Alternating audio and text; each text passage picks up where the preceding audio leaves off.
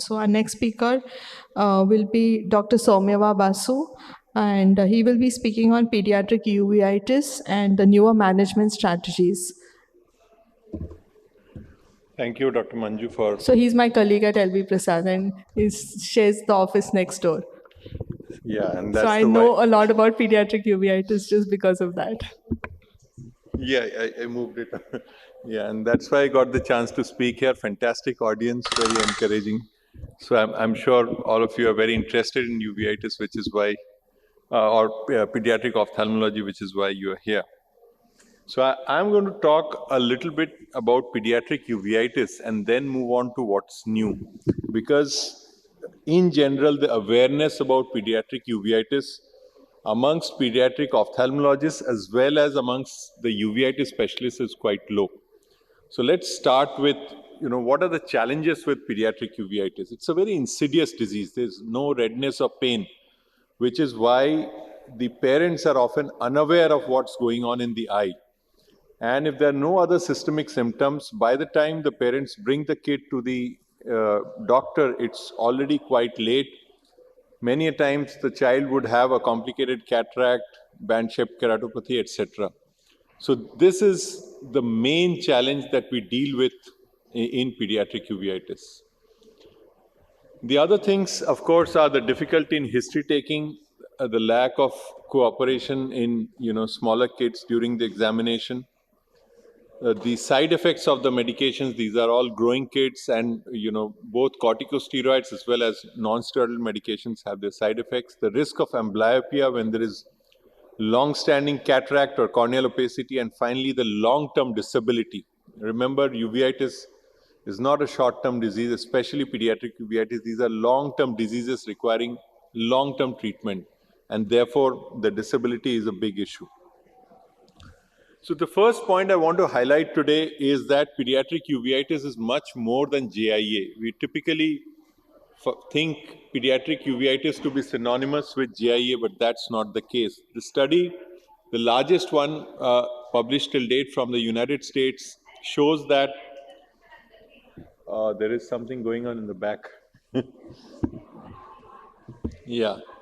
So this shows that JIA accounts for roughly 1/5 of all pediatric uveitis patients. There's a big chunk of idiopathic, and there are all those other things that are also happening in adults. They happen in kids as well. In this series, infections accounted for just 6% of the total number of uveitis, and toxoplasma appeared to be the most common. Of course, there are pediatric specific uveitis entities such as TINU and Blau syndrome. Now, this is the largest study published from India, from PGI Chandigarh, and again you see that JIA is exactly the same percentage, 21% from India, and a big chunk also goes to tuberculosis. And in general, the percentage of infectious uveitis is much higher in India, as would be expected. There are a lot of pediatric specific diseases, Kawasaki, TINU, Blau, but one disease that we have identified in India, and Professor Ratnam is responsible for that, is the trematode-induced uveitis. These are pediatric specific uveitis entities. Again, if you look at JIA as such, JIA is just it's a collection of multiple different types of conditions, from enthesitis-related arthritis, which will typically cause a B27 type of disease, redness, pain, etc., to the most common type of JIA, which is extended oligoarticular arthritis. So, and then you have psoriatic arthritis, systemic arthritis, and each of these have a different prevalence of uveitis. What really matters is how soon is the onset of arthritis. If the onset of arthritis is less than 5 years of age, then the chances of having uveitis is very high. If it's a female, if the patient is ANA positive, again, the chances of having uveitis is also very significant. In general, in a kid less than 7 years age, we screen every 3 months till the age of 7 years. Now, this is something that we should remember for all our patients. what investigations do you do in pediatric uveitis? Unlike adult uveitis, where ANA and RA factor are not relevant at all in the diagnosis of uveitis, in kids, ANA is probably the most important test that you would want to do. The rheumatoid factor, incidentally, is protective. So if you have a rheumatoid factor positive kid, then the chances of that kid having uveitis is relatively less. The other tests are for determining the general health of the kid, and also sometimes you do tests like B27, MON2, or TPHA, depending on what kind of clinical features you are seeing in the child. Then for pediatric specific uveitis entities, for example, for the tubulointerstitial nephritis and uveitis syndrome, TINU, you would want to do a urine and serum beta-2 microglobulin. Remember, these are bilateral acute anterior uveitis. There are very rare situations where you will have a bilateral acute anterior uveitis, and TINU is one of them. A female in the second or third decade, you would want to look at the beta-2 macroglobulin. I'm sorry, that's a typo, it's a microglobulin. Then further on, you can do genetic screening for the autoinflammatory conditions, and I'm coming to that in a bit. There are precautions in interpreting these tests. For example, in kids, the upper limit of serum angiotensin converting enzyme is higher than what you have in children, so you have to keep these things in mind. For the treatment, you would want to stop both the topical as well as the systemic corticosteroids within 3 months. That's the ultimate goal. You do whatever possible to stop topical and systemic steroids within 3 months.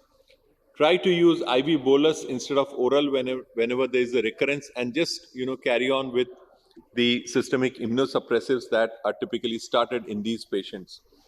These are usually methotrexate or mycophenolate. A subcutaneous route is always preferable compared to oral treatment, and sometimes for increased efficacy, you would want to combine methotrexate and mycophenolate. I'm coming to biologics in a bit, but in general, the approach should be to start biologics as soon as possible. Adalimumab and infliximab are the two TNF inhibitors that are commonly used, and you should never be using etanercept. The trade name for etanercept is called Enbrel. So any kid that has uveitis and has been started on Enbrel, you would advise the rheumatologist to shift from Enbrel to adalimumab or infliximab. Adalimumab is commonly available as Exemptia. Then there are other ones like tocilizumab, rituximab, and the JAK inhibitors, and we'll talk about it now. So the two new things that I want to discuss today are the use of biologics, which are more important in pediatric uveitis than any other form of uveitis, and the concept of autoinflammation, which unfortunately is still not well understood even by many uveitis experts. So this is a single slide that I have for biologics. When to use?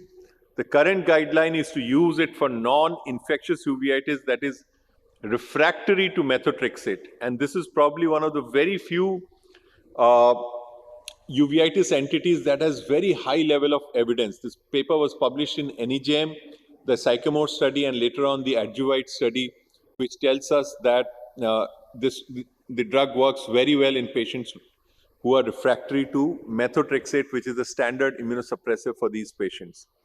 The American College of Rheumatology tells that it is not yet indicated as a first-line therapy. You should start the patient on methotrexate first.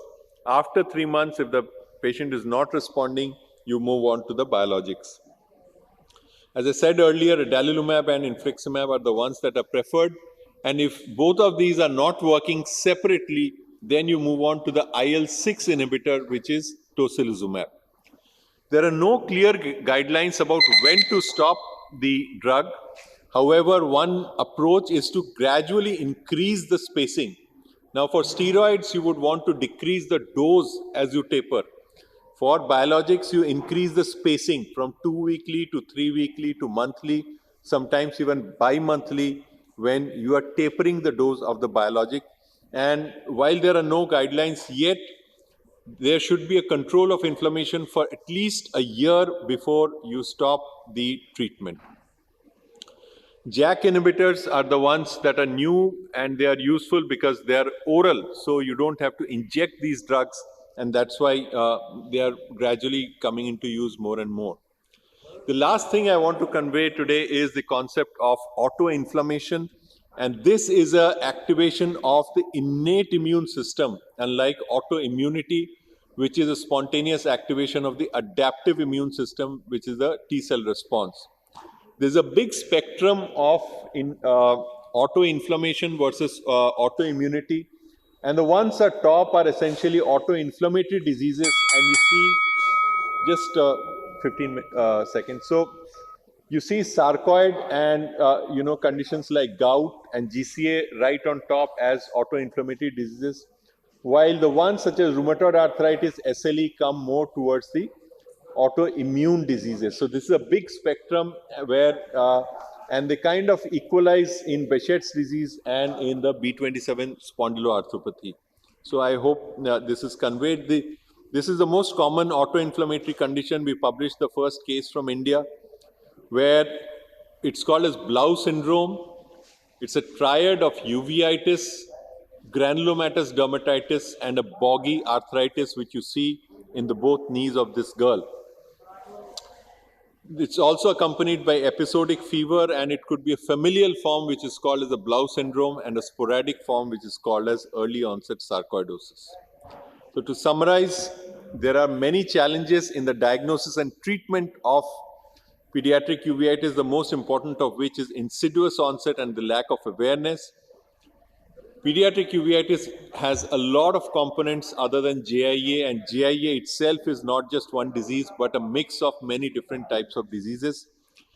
ANA is mandatory in the investigation of pediatric uveitis, and we just discussed the emerging role of biologics and autoinflammation. Thank you very much.